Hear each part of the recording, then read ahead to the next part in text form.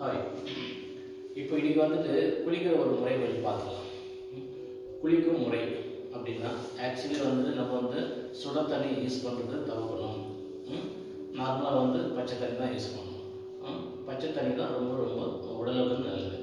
எப்படி நல்லதுன்னு இப்போ கண்டுபிடிக்கலாம். ஓகேங்களா? இப்போ வந்துட்டு ஃபஸ்ட்டு குளிக்க போகிறோன்னா ஃபஸ்ட்டு வந்து ஒரு பக்கெட்டில் வந்து குளிர்ச்சியான தண்ணி, பச்சை தண்ணி. ஓகேங்களா? ஒரு ஜக்கு தண்ணி எடுக்கலாம். ஒரு ஜக்கு தண்ணி ரெண்டு பாத்திரத்துக்கு சேர்த்து ஃபஸ்ட்டு கீழே ஊற்றணும். ஓகேங்களா? ரெண்டாவது ஒரு ஜக்கு எடுக்கிற தண்ணி எடுக்கிறோம். தலைமையில ஃபுல்லாக தலைமையில ஊற்றிடணும். ஓகேங்களா? ஃபஸ்ட்டு ஜக்கு கீழே ஆச்சு, ரெண்டாவது ஜக்கு மேலே ஆச்சு, மூணாவது ஜக்கு எடுக்கிறோம். அந்த பாத்திரத்தில் அப்படியே ஊற்றிக்கணும். அப்படியே ஊற்றின்னு வந்து அப்படியே ஊற்ற அப்படியே ஒரு இப்பு வரி வந்துடும். அந்த டோட்டலில் வந்து இடுப்பு வரி வந்தது பிறகு அப்படியே டவுன் பண்ணிடணும். பாடி டவுன் பண்ணி கீழே உட்காந்துட்டு அப்படியே கொஞ்சமாக ஊற்றிக்கிட்டே வர்றோம். ஃபுல்லாக ஊற்றிட்டு வந்து இது வரைக்கும் ஊற்றிடுறோம். தண்ணியை ஊற்ற இது வரைக்கும் ஊற்றிட்ட பிறகு இப்போது என்ன பண்ணுறோம், 3 ஜக்கு தண்ணி, ஒரு ஜக்கு தண்ணி எடுக்கிறோம். ஃபுல்லாக க்ளீனாக மேலே ஊற்றுறோம். இன்னொரு ஜக்கு எடுக்கிறோம், மேலே ஊற்றுறோம். இப்படி ஊற்ற சொல்லுவோம். என்ன ஆகுதுன்னு பார்த்தோம்னா அப்படியே ஃப்ரீயாக பாடி விட்டிங்கன்னா அப்படியே ரிலாக்ஸாக விடுங்க. ரிலாக்ஸாக விட சொல்ல டோட்டலாக அந்த உஷ்ணம் எல்லாம் டோட்டலாக காலோடு அப்படியே ஃப்ரீயாக போயிடும். ஓகேங்களா? இப்படி போக சொல்கிறோம். நம்ம உடம்புல இருக்கிற டோட்டலாக வந்து வெப்பநிலை அப்படியே இறங்கி வைக்கணும். டோட்டலாகவே இதுதான் குளிக்கும் முறை. இது குளியல் வந்து அதிகமாக வந்துட்டு சோப்பு ஷாம்பு போகிறது நெக்ஸ்ட்டு போடலாம், ஒன்றும் தொந்தரவு கிடையாது. பட் இந்த மாதிரி உடல் வந்து நம்ம பாதுகாப்பு வச்சிங்கன்னா உடல் வந்து சூப்பராக இருக்கும், எந்த பிரச்சனையும் வராது. அதிகமாக வந்து வெப்பநிலை அதிகமாக வந்து சூடு ஏற சொல்ல உடல் வந்து பாதிப்பு கொடுத்துக்கிட்டே இருக்கும். இதெல்லாம் நம்ம பண்ணியிருப்போம் சொல்ல நம்ம உடல் வந்து அதிகமாக இருக்கும், பார்த்துக்கலாம். இது வந்து குளிக்கும் முறை. இப்போ குளிக்கும் முறை வந்து பார்த்தாச்சு. உடல் எப்படி சுத்தம் பண்ண போகிறோம் பார்க்கலாம். உடல் வந்து இப்போ வந்து ஒரு டவல் எடுக்கிறோம். டவல் என்ன நேச்சுரத்துக்கு எல்லாம் முகத்தை துடைக்கூடாது. ஃபஸ்ட்டு டவல் எடுத்து என்ன பண்ணணும் ஃபஸ்ட்டு பாருங்கள். ஒரு டவல் எடுத்துக்கிறோம். பின்னாடி பக்கம் போடணும். பின்னாடி பக்கம் போட்டு க்ளீனாக இந்த முது மட்டும் ஃபுல்லாக துடைச்சிடணும். பட்டாக்ஸுங்கிறது தலைவலிக்கு ஃபுல்லாக க்ளீனாக முது துடைச்சிடணும். ரெண்டாவது வந்து முகத்தை துடைக்கணும். மூணாவது வந்து தலையை துடைக்கணும். தலையை வந்து எப்படி துடைக்கணும் பாருங்கள். டவல் போட்டுக்கிறீங்க.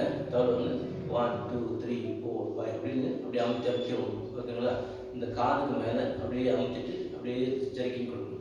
லைட்டாக கண்ணுக்கு மேலே அப்படி ஜெர்க்கிங் கொடுக்கணும். இப்போ துடைக்கணும். ஃபுல்லாக துடைச்சிங்கனாவே டோட்டலாக வந்து பாடி வந்து ஃபுல்லாக ரிலீஃப் ஆகும். ஓகேங்களா? இப்படி துடைச்சிக்கணும். நாலாவது வந்துட்டு கழுத்து கீழே அப்படியே ஜஸ்ட்டு வயிறு அப்படியே கால் ஃபுல்லாகவே துடைக்கணும்.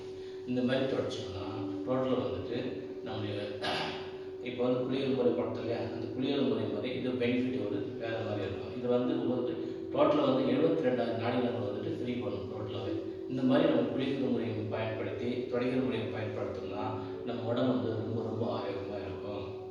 ஓகேங்களா? இப்போ சாப்பிட்ற முறையை பார்க்கலாம். இப்போ சாப்பாடு வந்துட்டு இப்போது நம்ம நினைக்கிறோம் மேக்ஸிமம் வந்துட்டு டிவி பார்த்துன்னு சாப்பிட்றோம், இல்லைனா வந்து பேசின்னு சாப்பிட்றோம், இல்லை ஒரு ஃபோனு பேசின்னு சாப்பிட்றோம். இப்படிலாம் வந்து தவிர்க்கணும். இப்போ நம்ம எப்படி யூஸ் பண்ணோம் அப்படின்னு பார்த்தோம்னா தயவு செய்துட்டு கீழே உட்காரணும்.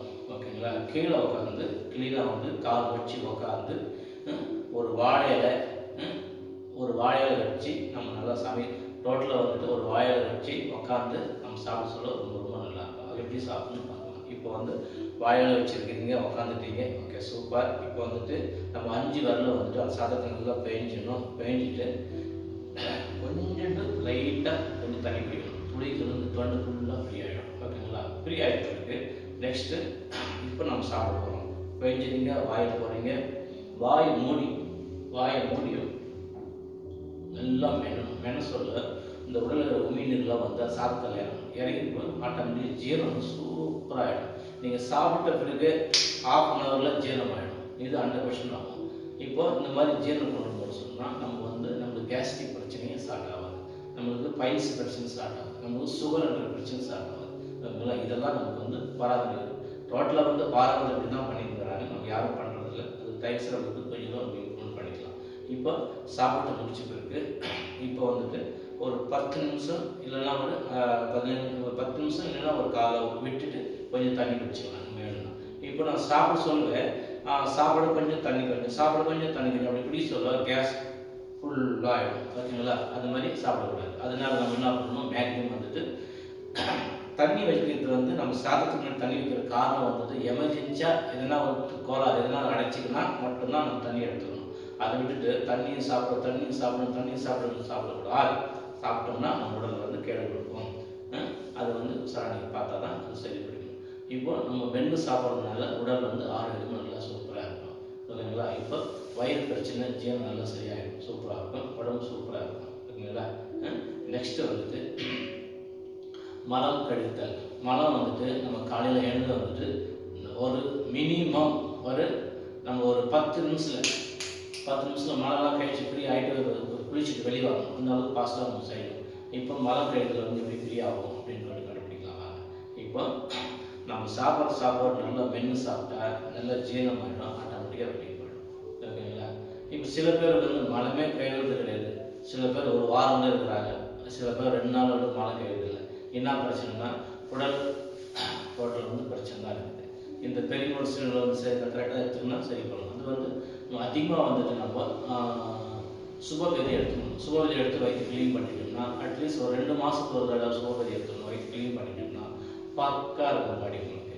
அதை வந்து சரிங்களா? சுபகதி எடுத்தால் வயிறு ஃப்ரீயாக இருக்கும், மலம் வந்து நிற்காது, சூப்பராக ஃப்ரீயாக இருக்கும். இந்த மலத்தை எடுத்துக்கிட்டோம்னா நம்ம வயிறே இருக்காது. ஓகேங்களா? இது கொஞ்சம் ஃபாலோ பண்ணால் சூப்பராக இருக்கும். சடனாக வந்து சில பேருக்கு வந்துட்டு மூத்திரம் போகிறது வந்து பிரச்சனை இருக்கும், சிறுநீர் போகிறது ரொம்ப பிரச்சனை. இப்போ எதனால் சிறுநீர் பிரச்சனை வரும் காரணம் அப்படின்னு பார்த்தோம்னா மேக்ஸிமம் கிட்னி தான். நம்ம கிட்னிக்கு நல்லா ஆரோக்கியமான வச்சுக்கணும்னா நம்ம என்ன பண்ணணும், மெயின் வந்துட்டு சுத்தமான தண்ணி குடிக்கணும். சுத்தமான தண்ணினா என்ன, போரில் இருக்கிற தண்ணி குடிக்கிறது ரொம்ப ரொம்ப நல்லது. ரெண்டாவது வந்து பிஸ்லர் வாட்டர்லாம் வந்து தேவை கிடையாது. பிஸ்லர் வாட்டர் வந்து ரொம்ப ரொம்ப கெமிக்கல் ஐட்டம், அதெல்லாம் தேவை. போரில் இருக்கிற தண்ணி ரொம்ப நல்லது. அந்த தண்ணி குடிச்சோம்னா ரொம்ப நல்லது. அந்த தண்ணி இருக்கிற தண்ணிகளை ஃபில்டர் பண்ணி வச்சுக்கணும். குடிச்சுன்னு வந்தோம்னா நம்ம சிறுநீரகம் பாதிப்பு வரதுக்கு சான்ஸ் இருக்காது, சூப்பராக இருக்கும். சில பேர் சடனாக வந்துட்டு இப்போ வந்து மேக்ஸிமம் வந்துட்டு சிறுநீரகம் வந்துட்டு 2 நாளைக்கு போல லாக் ஆயிடுச்சு அப்படின்னு சொன்னோம்னா ஒன்றும் கிடையாது. சிம்பிள் மேட்டர் சொல்கிற மாதிரிங்க, சிறுநீரகம் வராமல் இருக்குது, மூத்திரம் வராமல் இருக்குது அப்படின்னு சொன்னோம்னா நீங்கள் பாத்ரூமில் உட்காந்துட்டு அந்த குழாய் மட்டும் ஆன் பண்ணி விட்டுட்டு அந்த தண்ணி மட்டும் பாருங்கள், தண்ணி உதிக்கிற தண்ணி மட்டும் கண்ணோடு குளிச்சா பாருங்கள், ஆட்டோமேட்டிக்காக அந்த ஒரு செகண்ட்லேயே வந்து சிறுநீரகம் ஆட்டோமேட்டிக் கையிடும் உங்களுக்கு. ஓகேங்களா? இது வந்து சின்ன சின்ன நம்மளுடைய பிரெயினை தான், இந்த பிரெயின் என்ன சொல்லுதோ அதுதான் கேட்கணும். ஆட்டோமேட்டிக்காக பிரெயினை குளிச்சா அது ஆட்டோமேட்டிக் பார்க்க சிறுநீரகம் ஆட்டோமேட்டிக் கையிடும். ஓகேங்களா? இதுமாதிரி சின்ன சின்ன டிப்ஸ் கொடுத்துருந்தப்ப நீங்கள் பாருங்கள். ஸ்ரீவிநாயகா புத்தகங்கள் சேனல் இருக்குது, சப்போர்ட் பண்ணுங்கள். ஓகே.